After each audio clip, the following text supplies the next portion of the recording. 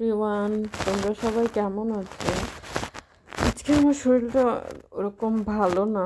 সারাদিন শুয়েছিলাম, ভাবলাম জাস্ট একটা ভিডিও করছি আমি অন্য চ্যানেলের জন্য। আজকে কোনো ভিডিওই করি নাই, দেখা যাক। শরীরটা তো ভালো লাগতেছে না যে বাইরে গিয়ে একটু ভিডিও করব বা ঘরেই একটা কোনো ভিডিও করব, পারতেছি না। তবুও চেষ্টা করতেছি টুকটাক কাজ করার জন্য। আজকে আমি রান্না করেছিলাম কি বলে পোয়া মাছ দিয়ে, বেগুন দিয়ে আর টমেটো দিয়ে। পোয়া মাছটা আমি খাই না। পোয়া মাছটা রান্না করা হয়েছে শুধু আব্বা মার জন্য, তারা দুজনেই খায়। তো এই কারণে অবশ্য তরকারিটা অনেক মজা হয়েছে।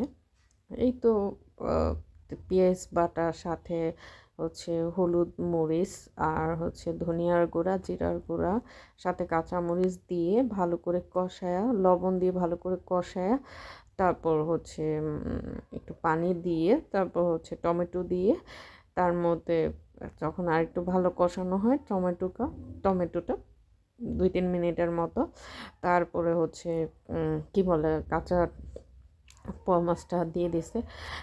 আমাদের দেশে পোয়া মাছটা ভেজে রান্না করে না, অন্য জেলাতে দেখা যায় যে পোয়া মাছটা অনেকে এভাবে ভেজে খায়, বাট আমরা খাই না।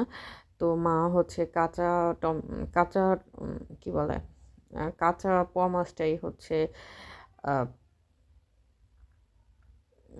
কষানোর জন্য দিয়ে দিল। তারপর একটু কষানো হওয়ানোর পরে সাথে সাথে কি বলে বেগুন দিয়ে দিল।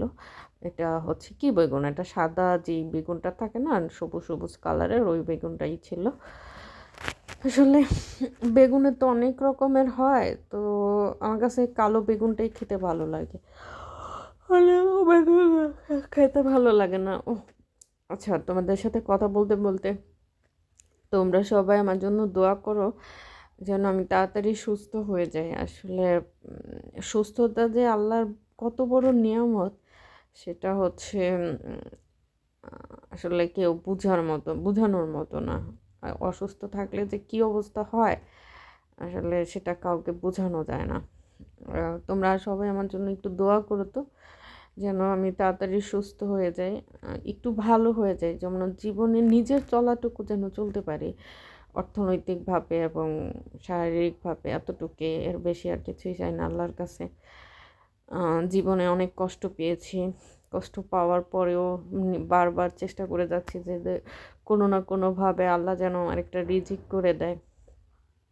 জীবনে অনেক স্বপ্ন দেখেছি, অনেক স্বপ্ন পূরণ করার চেষ্টা করেছি, কিন্তু দেখা যায় কি আমি অনেক অভাগী একটা মেয়ে। দেখা যায় কি যখন 90% 95% হয়ে যায়, 1%-এর জন্য আর সেই জিনিসটা আমি পাই না। তো পাইতে পাইতে জীবনের এই জায়গায় এসে দাঁড়াইছি। তো কী করার, যদি আল্লাহ একটা রিজিকের পথ করে দিত, শরীর একটু সুস্থ রাখতো, তাহলে হয়তো বা জীবনটা বেঁচে থাকতে পারতাম। জানি না ভাগ্যে আমার কী লেখা আছে।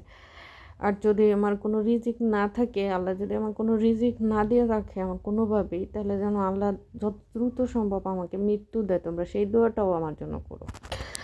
আসল এই তো কষানো টষানো হয়ে গেল, মা সব কিছু দিয়ে দিল। আজকে রান্নাটা মাই করছে, আমি শুধু ভিডিও করছি। আসলে বেশিক্ষণ দাঁড়াও ছিলাম না, থাকতে পারতেছিলাম না, খুব অসুস্থ ছিলাম, যার কারণে মানে তরকারিটা রান্নার অল্প অল্প ভিডিও নিয়েছি। পোয়া মাছ বা এই ধরনের মাছের রান্না প্রায় সবাই পারে, তো আর কি করার, এজন্য আমি অত বেশি ভিডিওটা নিইনি। জাস্ট যে কোনো একটা চ্যানেলে দেওয়ার জন্য একটাই ভিডিও নিয়েছি। দেখা যায় যে আমার মা 3-4 আইটেমের রান্না করে, আমি প্রতিটা চ্যানেলের জন্য একটা না একটা ভিডিও নিয়ে রাখি, এবং প্রতিটা চ্যানেলে কিছু না কিছু ভিডিও দিয়েই দিই। তো আজকে হয়তো একটা চ্যানেলেই দিব, আর বাকি পেজগুলোতে দেওয়া হবে না। Bye bye.